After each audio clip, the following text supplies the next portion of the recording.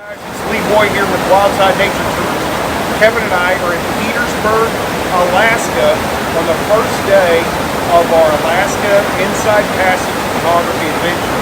And a lot of people ask me, well, what are some of the reasons I swapped from a previous camera I make to Olympus?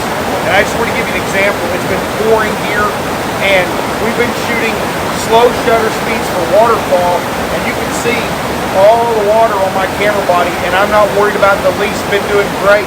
The new 150 to 400 with the EM1X, you can see the lens coat soaked with water all over this.